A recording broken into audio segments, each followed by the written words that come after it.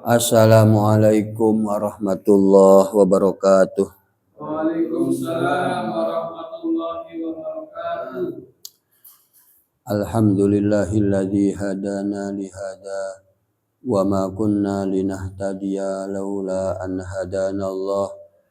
Laqad ja'at rusulu rabbina bil haqq wa nudu an tilkumul jannatu uristumuha bima kuntum ta'malun. Allahumma salli wa sallim ala Sayyidina Muhammad wa ala alihi wa sahbihi ajma'in.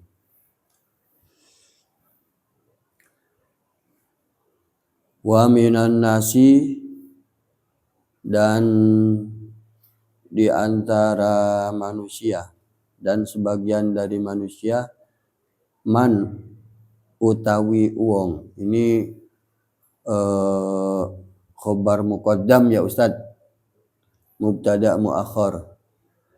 Yaqulu kang yang ngomong tuh orang. Di antara manusia itu mayyaqulu, ada orang yang berkata, amanna billahi, kami beriman kepada Allah, wa bil yaumil akhiri, dan beriman kepada hari akhir, wa ma hum bimu'minin, padahal mereka tidak beriman. Yukhadi'una Allaha, mereka hendak menipu Allah, walladzina amanu, dan orang-orang beriman, wa ma yakhda'una illa anfusahum,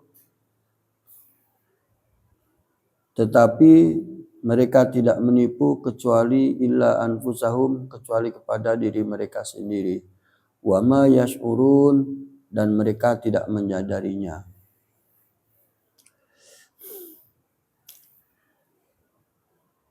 Bismillahirrahmanirrahim. Kemarin kita telah sampai pada bab innalladzina kafaru sawaun alaihim.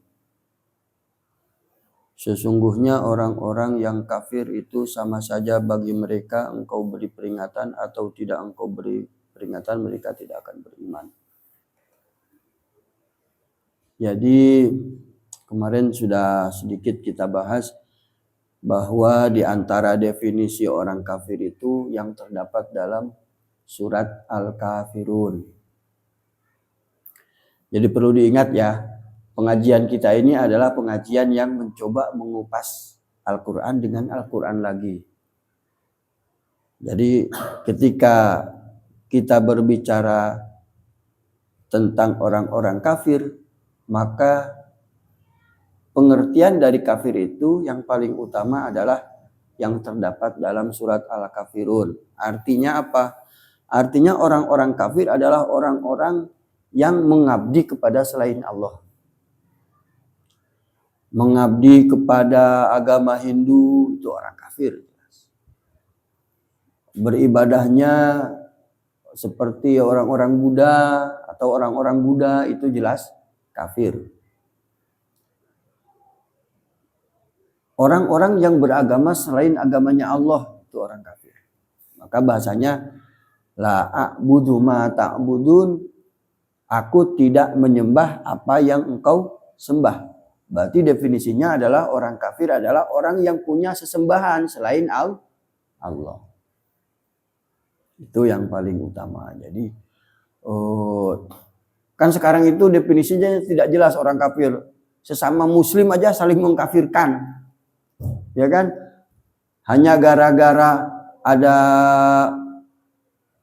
ada sebuah hadis kullu bid'ah dolalah, setiap bid'ah adalah sesat. Ketika menemukan orang-orang lain yang tidak sama tradisinya, kemudian mereka menyebut itu bid'ah, kalau bid'ah itu sesat, maka kalian kafir. Masya Allah, sebegitu mudahnya orang menyebut kafir. Itu tandanya orang itu tidak ngaji Al-Quran gitu loh. Padahal yang mengikat kita sehingga kita tidak sah disebut kafir itu ada dalam surat At-Taubah. Fa in tabu wa aqamus sholata wa atawuz zakata fa ikhwanukum fid din. Jika mereka itu masih sholat, masih membayar zakat, itu adalah saudaramu dalam agama. Jadi jangan gara-gara punya tradisi berbeda disebut kafir. Masya Allah. Fa in tabu, jika mereka bertaubat, wa aqamus shalah, dan mendirikan sholat, wa atawu zakah, dan membayar zakat, fa ikhwanukum fid din, maka mereka adalah saudaramu dalam beragama. Coba mazhab apa kita sebut pasti masih melaksanakan sholat, masih membayar zakat? Umpamanya ya, di kita itu ada firqah, taruhlah Muhammadiyah, NU. Apa mereka sudah tidak sholat? Kan tidak, pasti mereka masih sholat. Mereka masih bayar zakat, pasti mereka bayar zakat. Ada lagi umpamanya ada Ahmadiyah, mereka sholat nggak? Sholat.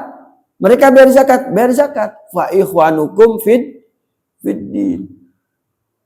Tolak ukurnya 3. Jika mereka masih bertobat, mereka mendirikan sholat, mereka membayar zakat, itu sudah fa ikhwanukum fid din. Jadi tidak sah sebutan kafir terhadap mereka. Tidak sah. Yang paling parah itu sebenarnya definisi kafir ada lagi definisi kafir. Wa masalul ladzina kafaru kamasalil ladzi yan'iqu bima la yasma'u illa du'a wa nidaa.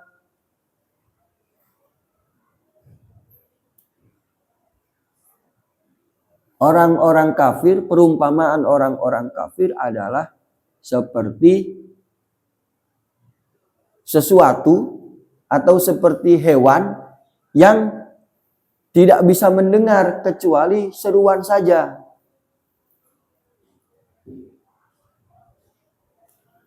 Kama salil ladzi ya'iqu bima la yasma'u illa du'a wa nidaa. Jadi orang-orang kafir itu adalah orang-orang yang tidak bisa mendengar seruan. Summum bukmun umyun fahum la yaqilun. Makanya dalam surat kemarin orang-orang kafir itu sama saja bagi mereka kalian beri peringatan atau tidak beri peringatan. Karena hati mereka summum bukmun umyun. Mereka tuli, mereka bisu, mereka tidak melihat. Fahum la yaqilun. Mereka tidak menggunakan akal. Definisi utama itu bahwa orang-orang kafir itu orang-orang yang tidak menggunakan akalnya, tidak mau menggunakan akalnya, sehingga hatinya tuli, bisu, buta. Itu orang kafir. Anehnya, yang jadi aneh, justru sekarang banyak terjadi orang-orang beriman tidak mau menggunakan akal. Ya kan? Coba orang beriman kehilangan daya nalarnya, kehilangan daya kritisnya. Padahal orang-orang beriman adalah orang-orang yang wajib menggunakan akalnya. Coba fenomena sekarang, fenomena habaib umpamanya. Itu kan kelihatan orang-orang beriman, orang-orang muslim tidak menggunakan nalarnya. Ketika ada orang mengaku Habib, terus tampangnya seperti mirip Arab, langsung diiyakan. Ya kan? Langsung dipercaya, langsung dihormati. Ketika mereka minta dilayani beneran. Ketika mereka minta penghormatan berlebihan, kita berikan penghormatannya. Tidak ada kemudian dari dulu, umpamanya dipertanyakan, benarkah engkau ini Habib? Apa buktimu seorang Habib? Apakah betul kamu anak cucu Rasul? Apa bukti kamu menjadi anak cucu Rasul? Langsung saja diterima. Sehingga ketika kemudian terbukti bahwa mereka bukan cucu Nabi, Habibnya juga kaget, orang Islamnya juga kaget. Ya kan? Harusnya ditanyakan. Wong Nabi Muhammad saja ketika mengaku menjadi Nabi dipertanyakan oleh orang Arab. Muhammad, apa yang menjadi bukti kamu seorang Nabi? Ya kan? Coba. Jadi zaman sekarang justru orang-orang beriman tidak menggunakan nalar, tidak menggunakan akalnya, baik di dalam beragama maupun dalam kehidupan sehari-hari. Itu kan jadi aneh ya. Jadi aneh. Karena kita ini kan, leluhur kita ini kan Ibrahim. Nabi Ibrahim itu telah mencontohkan bagaimana seorang Ibrahim menggunakan akalnya. Jadi ketika kita beriman itu kan hasil dari nalar. Ustaz. Jadi orang beriman, kita ngaku beriman, itu kan sebenarnya sesuatu yang dinalar dulu, dipikir dulu. Seseorang beriman itu tidak ujug-ujug beriman. Nabi Ibrahim itu dalam perjalanan pencariannya, wa idh qala Ibrahimu li abihi azara atatakhidu asnaman aliha. Ketika Ibrahim bertanya kepada bapaknya, Azar ini kan bapaknya Ibrahim, biasa memahat patung. Ditanya sama Ibrahim, jadi kenapa, pantaskah patung ini engkau sembah? Ditanya bapaknya. Ibrahim berpikir, kenapa orang-orang pada nyembah patung? Atattakhiduna asnaman aliha, pantaskah kalian menyembah patung-patung ini? Jadi bayangan kita, Ibrahim itu seorang pencari kebenaran. Dia melihat semua orang di sekelilingnya menyembah patung, menyembah berhala yang tidak masuk akal. Bagi Ibrahim itu tidak masuk akal. Kemudian dia cari. Dia merenung, dia berpikir. Dia mencari-cari di mana, siapa sebenarnya Tuhan ini. Siapa sebenarnya pencipta alam ini. Karena kalau patung kan jelas dibikin oleh bapaknya. Coba bayangkan, ini bapak yang jenengan tukang patung ini. Coba. Pasti dipertanyakan. Ibrahim menggunakan daya nalarnya. Sebelum beriman, itu menggunakan nalarnya, menggunakan akalnya. Sampai kemudian, wa kadzalika nuri Ibrahima malakutas samawati wal ard waliyakuna minal muqinin. Begitulah kami perlihatkan kepada Ibrahim kerajaan-kerajaan langit dan bumi. Singgasana langit dan bumi diperlihatkan karena Ibrahim telah berusaha keras untuk mencari kebenaran. Pada akhirnya Allah berikan kebenaran itu. Demikianlah kami perlihatkan kepada Ibrahim langit dan bumi supaya dia menjadi orang-orang yang yakin. Ustadz baca di surat Al-An'am itu entah ayat berapa ya. Falamma janna alaihil lailu ra'a kaukaba qala hadza rabbi falamma afala qala la uhibbul afilin.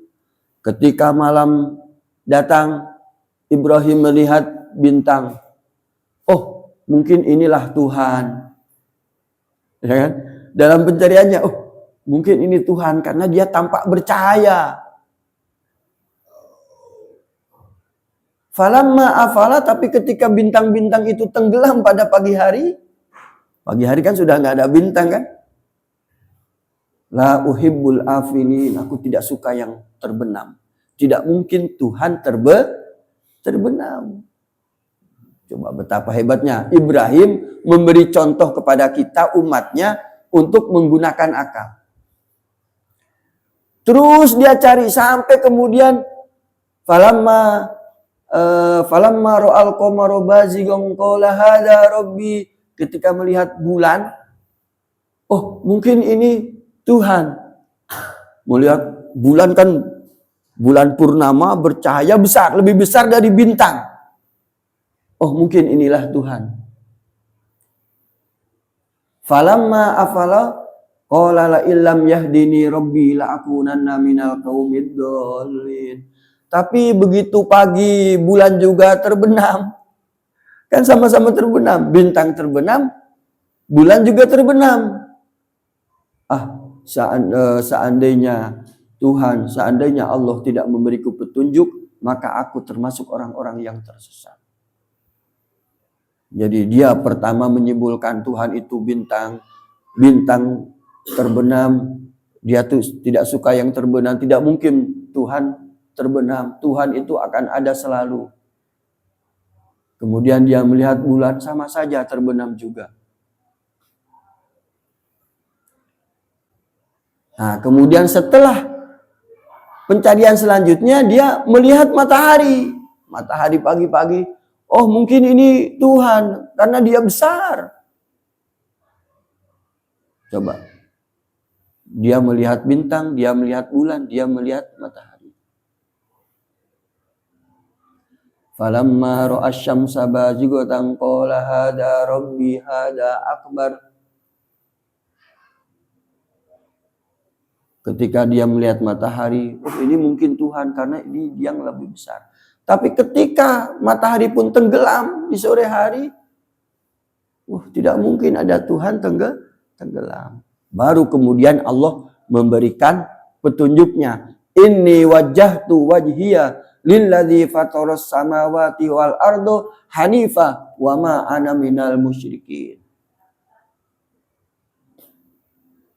Maka setelah itu dia berkata, ini wajahtu wajhiya lilladzi fataras samawati wal ard. Aku luruskan wajahku. Aku hadapkan wajahku kepada yang menciptakan langit dan bumi. Lilladzi fataras samawati wal ard. Masya Allah. Maksudnya begini, Ibrahim telah memberikan teladan pada kita bagaimana menggunakan akal ini sehingga kemudian Allah memberikan petunjuknya terhadap kebenaran karena hasil usahanya menggunakan akal. Maka jangan pernah orang-orang beriman itu kehilangan daya nalarnya, kehilangan daya kritisnya. Akhirnya dia pusing, gampang dibohongin. Baik dalam bidang beragama maupun dalam bidang-bidang yang lain. Masya Allah. Karena kalau kita sudah tidak menggunakan akal, maka sama saja kita dengan orang kafir. Wa masalul ladzina kafaru kamasalil ladzi yan'iqu bima la yasma'u illa du'a wa nidaa summun bukmun umyun fahum la yaqilun. Orang-orang kafir itu orang-orang yang tidak menggunakan akalnya. Wah, kalau ini kan kita tidak bisa. Banyak di antara kita yang tidak suka menggunakan akal itu. Ikut-ikutan atau berdasarkan feeling. Ya kan? Masya Allah, berdasarkan perasaan. Itu orang polos. Makanya kalau ada survei orang-orang Indonesia itu IQ-nya 87 itu kan termasuk orang yang polos. Menerima informasi begitu saja. Tanpa kemudian dikritisi, tanpa kemudian dipertimbangkan, menggunakan nalar dan akalnya. Nah, jadi ya sama kejadiannya seperti kasus Habaib itu. Jadinya sekarang berperang. Para muhibbin itu kan, loh, kenapa baru sekarang ditolak? Kenapa tidak dari dulu kan gitu? Padahal kiai-kiai zaman dulu sudah mengakui, sudah membenarkan. Akhirnya kan gitu. Seandainya tidak ada kiai iman itu kan tidak kebongkar, kan? Nah, jadi itu satu bukti bahwa orang-orang beriman sudah tidak mau menggunakan akal pikirannya. Jadi orang-orang kafir itu berarti pertama orang kafir adalah orang yang memiliki sesembahan selain Allah, pasti kafir. Yang kedua, orang kafir adalah orang-orang yang tidak mau menggunakan akalnya. Itu jelas kafir. Walaupun kita tidak bisa menyebut, oh kamu kafir karena tidak menggunakan akal. Ya. Tidak bisa begitu. Tapi kita cukup tahu bahwa definisinya adalah orang-orang kafir itu orang yang tidak menggunakan akal. Artinya, mafhumnya bahwa orang beriman adalah orang yang senantiasa menggunakan akal pikirannya. Karena proses orang beriman kan menggunakan akal dulu. Ibrahim mencontohkan sebelum dia beriman, sebelum dia mengenal Allah, dia mencari dulu menggunakan akalnya. Nah, kita karena kita berimannya turunan, ya kita menerima langsung kita menjadi orang beriman. Tapi tetap jangan kehilangan akal kita. Kemudian ada lagi orang-orang kafir itu diantaranya yang sudah disebut dalam Al-Quran. Laqad kafarul ladzina qalu innallaha huwal masihub ibnu Maryam.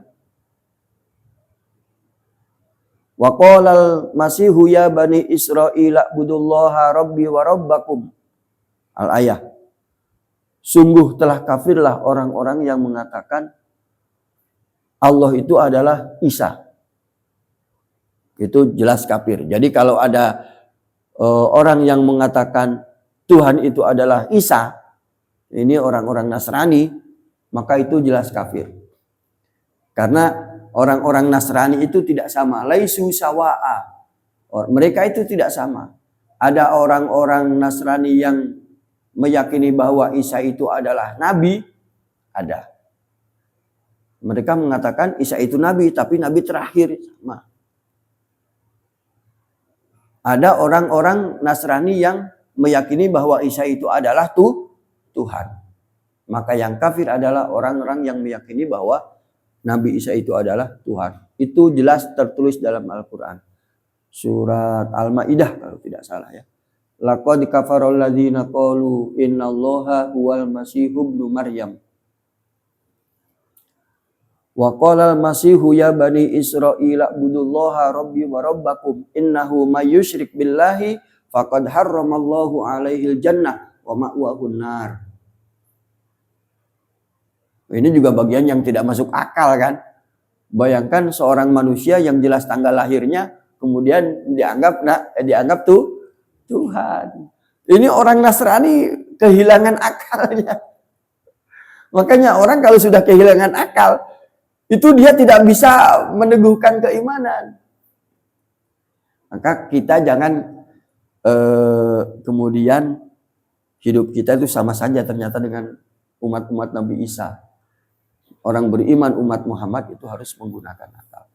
Ada lagi, laqad kafarul ladzina qalu innallaha salisu salasah. Sungguh telah kafirlah orang-orang yang mengatakan sesungguhnya Allah itu bagian dari 3. Salisu salasah. Salah satu bagian dari 3. Ini Trinitas ya, betul, Trinitas. Jadi ada paham yang mengatakan Nabi Isa itu Tuhan, ada yang mengatakan Nabi Isa ini salah satu bagian dari Tuhan. Ada istilah Tuhan Bapak, Tuhan Ibu, Tuhan Anak. Jadi Isa ini anak Tuhan gitu mungkin. Itu jelas kafir. Karena saya dulu zaman saya di Depok itu punya halakoh, punya kumpulan dengan pendeta-pendeta. Jadi saya mewakili dari instansi PLN dulu itu, mewakili ada dialog tiap hari Minggu. Seminggu sekali kalau tidak salah dulu itu sama pendeta-pendeta. Dan yang menarik adalah ketika orang-orang Advent, yang Kristen Advent, Ustaz tidak usah khawatir, kami juga mengharamkan babi. Jadi di makanan di sini tidak ada babi. Karena dia kan ngasih suguhan gitu kan. Kemudian dalam pembicaraannya mereka meyakini bahwa Nabi Isa itu adalah sosok seorang nabi. Berarti kan betul tidak sama di antara mereka.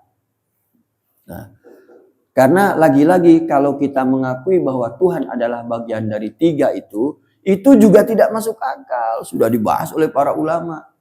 Bagaimana Tuhan ada satu bagian dari 3? Ya kan? Karena itu menunjukkan kelemahan Tuhan. Coba umpamanya dibagi-bagi nih. Tuhan itu 3. Yang satu Tuhan pencipta, yang satu Tuhan penghancur, satu Tuhan pemelihara umpamanya.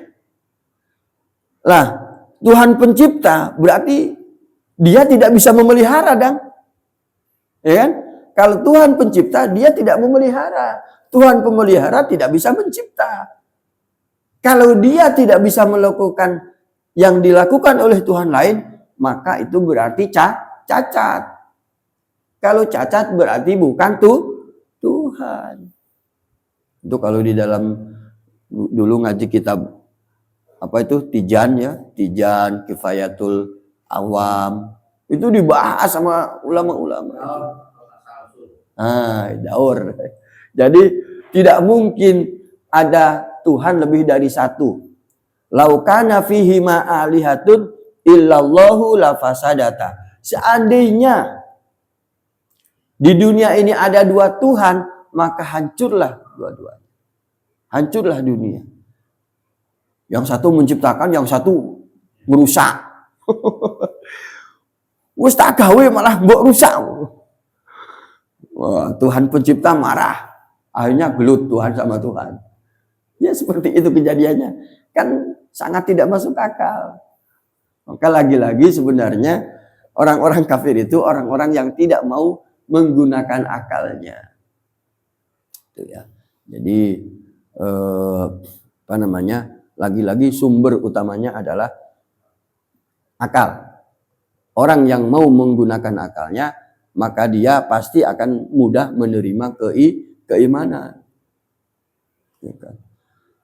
Itu di antara orang-orang yang jelas-jelas kafir. Ada lagi waman lam yahkum bima anzalallah faulaika humul kafirun. Barang siapa yang tidak berhukum kepada apa yang diturunkan oleh Allah, dia kafir. Artinya apa? Orang yang tidak mau menerima kebenaran kitab suci Al-Quran itu kafir. Makanya kan kita sudah dididik sejak awal bahwa apapun yang difirmankan Gusti Allah, sami'na wa atokna. Walaupun kita tidak mesti bisa melakukan apa perintah Al-Quran keseluruhan. Tapi kita harus mengakui, ya Allah sami'na wa atokna. Kita tetap patuh tunduk kepada Allah melalui menjalankan apa yang diperintahkan Allah dalam Al-Quran. Maka bersyukur sebenarnya kita punya negara saja. Coba di undang-undang kita ada undang-undang zakat, ada undang-undang pernikahan, ada hukuman mati. Negara yang menggunakan hukuman mati itu menjalankan Al-Quran. Ya ayyuhalladzina amanu kutiba alaikumul qisasu fil qatla. Hai orang-orang beriman, ditetapkan kepada kalian kisos. Kalau ada orang dibunuh, maka si pembunuhnya juga harus dibunuh. Itu hukum kisos. Selama orang-orang beriman menggunakan hukum itu, maka dia menggunakan hukum kitab Allah. Al-hurru bil hurri wal amdu bil amdi wal unsa bil unsa. Faman ufiya lahu min akhihi syai'un fattiba'u bil ma'ruf wa ada'u ilaihi bi ihsan. Artinya hukum kisos itu hukum paling dasar. Jadi kayak hukum gini, kalau dalam Taurat itu kan ada yang juga disampaikan dalam Al-Quran, mata dibalas mata, hidung dibalas hidung, telinga dibalas telinga, gigi dibalas gigi. Itu hukum kisos.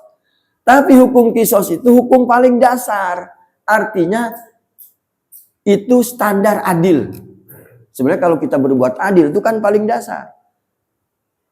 Tapi Allah menyampaikan ayat selanjutnya, faman afa wa aslaha fa ajruhu ilallah. Barang siapa yang memaafkan, barang siapa yang berdamai, maka itu pahalanya di sisi Allah. Jadi betul bahwa Pembunuhan dibalas dengan pembunuhan yang setimpal. Tapi itu paling dasar, hukum adil, hukum paling jelek sebenarnya, standar paling bawah. Karena di atasnya masih bisa memaafkan, masih bisa berdamai. Nah, jadi kadang orang secara keliru menganggap, Islam itu hukumnya kejam, bunuh dibalas bunuh. Mereka tidak baca ayat selanjutnya, bahwa barang siapa yang mengajukan perdamaian, barang siapa yang memaafkan. Jadi ada step lain selain kisos yang itu lebih baik. Itu ya maksudnya bahwa jangan selalu menganggap bahwa Indonesia itu, negara kita itu negara tauhid, negara kafir. Masya Allah, mereka tidak memahami cara bernegara dan tidak memahami ayat-ayat Al-Quran. Dalam banyak hal negara kita sudah banyak mengadopsi hukum-hukum yang ada dalam Al-Quran. Tadi sampai mana itu mal? Wa man lam yahkum bima anzalallah fa ulaika humul kafirun. Maka sekali-kali walaupun kita tidak bisa mengerjakan seluruh perintah Allah, seluruh larangan Allah yang termaktub dalam kitab suci, maka jangan sekali-kali kita menentang kitab suci. Karena ketika kita menentang terhadap kitab suci, faulaika humul kafirun. Allah juga mengatakan, fattaqullaha mastata'tum. Bertakwalah kalian semampu kalian. Jadi mungkin kita tidak bisa berjamaah setiap saat, ya kan? Mungkin kita ada dosa-dosa kecil. Mungkin ada kekeliruan-kekeliruan, semoga Allah maafkan dan kita terlindungi oleh ayat bertakwalah kalian semampu kalian. Itu ya. Jadi itu diantara sebutan orang-orang kafir. Banyak ada lagi. Wa idh qulna lil malaikati isjudu li adama fasajadu illa iblis aba wastakbaru wa kana minal kafirin. Coba, berarti yang jelas-jelas kafir siapa? Menurut ayat ini, iblis. Maka boleh kalau ke iblis kita sebut kafir kamu? Bisa. Tidak apa-apa karena iblis setan itu wa kana minal kafirin, termasuk makhluk-makhluk yang kafir. Tapi kalau sesama orang-orang beriman karena perbedaan paham, perbedaan politik umpamanya, perbedaan tradisi, tidak boleh sekali-kali kita menyebut mereka kafir selama mereka masih sholat, selama mereka masih membayar zakat. Fa ikhwanukum fiddin. Ngaji ustaz ngaji kan ngerti jadinya kan? Oh, standar. Seseorang itu masih disebut fa ikhwanukum fiddin, itu fa in tabu wa aqamus shalah wa atuz zakah fa ikhwanukum fiddin. Kita jangan terbiasa orang-orang seperti orang-orang, ada sebagian kelompok yang biasa mengkafir-kafirkan hanya gara-gara perbedaan, tidak boleh. Masya Allah, semoga orang-orang beriman itu tetap mau menggunakan akal ya, menggunakan nalarnya, sehingga tidak jatuh kepada kekafiran. Karena orang-orang dahulu, Allah telah menggambarkan mereka, orang Yahudi dan Nasrani itu, ittakhadu ahbaruhum wa ruhbanahum arbaba min dunillah. Coba, mereka itu mengambil ulama-ulama mereka seperti Tuhan. Ulama-ulamanya, orang-orang alimnya, karena kecintaan yang berlebihan sehingga seakan-akan mereka sudah seperti itu Tuhan. Kita tempatkan orang-orang alim kita, ulama-ulama kita sebagai penyambung lidah kitab suci, tapi jangan kemudian dilabeli dengan Tuhan, dengan sifat-sifat ketuhanan. Coba sekarang ada orang-orang yang sudah berani, umpamanya Kalau seandainya akan terjadi bencana di sini, pasti Gusti Allah akan menghubunginya. Ini jadi atau enggak? Azab ini diturunkan. Kalau dia bilang turunkan. Masya Allah. Itu telah memberikan label kepada ulama-ulama mereka, orang-orang soleh mereka, di luar batas kewenangannya. Yang berwenang untuk menyiksa dan tidak itu kan Gusti Allah. Allah tidak harus bertanya. Walaupun itu kata orang itu wali, kalaupun orang itu orang soleh ulama, tidak ada hak itu. Ibrahim itu loh, Ibrahim kan ada cerita dua malaikat mau diperintah untuk mengazab kaum Lut. Ya kan? Tapi mampir ke Ibrahim. Tujuan utamanya pertama mengabarkan kepada Ibrahim akan dianugerahi seorang anak. Kemudian ngobrol-ngobrol bahwa mereka akan mengazab kaum Lut karena kedurhakaannya atas perintah Allah. Apa Ibrahim bisa menolak? Tidak. Walaupun Ibrahim disebutnya seorang yang halim. Seorang yang sangat lemah lembut, seorang yang sangat santun, itu Ibrahim. Tidak bisa dia, jangan itu Lut itu masih temanku, Bapak. Tidak bisa. Lah kok sekarang ada orang yang mengaku ada seorang yang bisa menahan bencana. Masya Allah. Jangan kemudian kita secara berlebihan mensifati orang-orang soleh di antara kita memiliki sifat-sifat ketuhanan. Tidak boleh. Karena itu setelah dicontohkan oleh orang-orang Yahudi Nasrani, berani kemudian menuhankan nabinya masing-masing. Sebenarnya nabinya pun, Masya Allah, takut.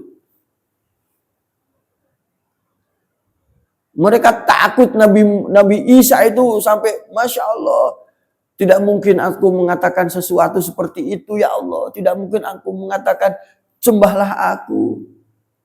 Tidak mungkin. Nanti di surat-surat ke depan kita akan membahas itu. Nah, ini pentingnya kita menggunakan akal. Saya menitik beratkan pada ayat tadi itu. Summum bukmun umyun fahum la ya'qilun. Kalau umat Islam, kalau orang-orang beriman sudah tidak mau menggunakan akalnya, ya pasti summum bukmun umyun. Pasti dia tuli, dia bisu, dia buta. Coba orang-orang yang fanatik dengan seseorang, apakah itu namanya habaib, apakah itu namanya wali, fanatik. Dia seperti sudah buta, seperti sudah tuli, tidak mau mendengarkan kebenaran. Jadi penyakit-penyakit orang-orang Nasrani zaman dahulu jangan-jangan sudah menimpa kepada umat Islam zaman sekarang. Masya Allah. Jadi orang-orang kafir itu sawaun alaihim a'anzartahum am lam tunzirhum la yu'minun. Sama saja engkau beri peringatan atau tidak beri peringatan, mereka tidak akan beriman. Karena mereka tidak menggunakan akal. Jadi kemarin rasanya belum sempat mengupas lebih dalam ya. Jadi kafir itu jangan-jangan umat Islam ini sudah terjangkit virus tidak mau menggunakan akal sehingga kehidupannya tidak jauh dengan kehidupan cara beragama orang-orang Nasrani, orang-orang Yahudi zaman dulu. Wa minan nasi may yaqulu amanna billahi wa bil yaumil akhir wa ma hum bimu'minin. Setelah Allah Subhanahu wa taala menyampaikan kepada kita tentang orang-orang muttaqin, orang-orang kafir, maka kemudian bagian ketiga yang mengawali surat Al-Baqarah ini Allah membahas ada orang-orang wa minan nas, orang-orang ya, manusia pada umumnya. Ada yang mengatakan kami beriman kepada Allah dan hari akhir, wa ma hum bimu'minin, tapi sebenarnya mereka tidak beriman. Ya kan? Mulutnya mengatakan kami beriman kepada Allah dan beriman kepada hari akhir, tapi Allah menelanjangi mereka, wa ma hum bimu'minin, mereka itu tidak beriman. Nah, ini mengawali pembahasan dari sifat-sifat orang munafik. Orang-orang yang yaquluna bi afwahihim ma laisa fi qulubihim. Nah, di surat Ali Imran ada bahasan gitu.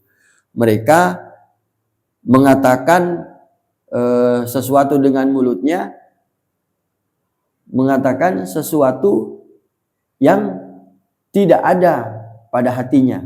Jadi antara mulut dan hatinya nggak sinkron. Nah, itu gampangannya. Yaquluna bi afwahihim ma laisa fi qulubihim. Mulutnya mengatakan sesuatu yang tidak ada dalam hatinya. Ya, makanya maha benar Allah ketika orang-orang munafik itu mengatakan kami beriman kepada Allah dan kami beriman kepada hari akhir, tapi kata Allah wa ma hum bimu'minin, mereka itu tidak beriman. Insya Allah minggu depan kita akan bahas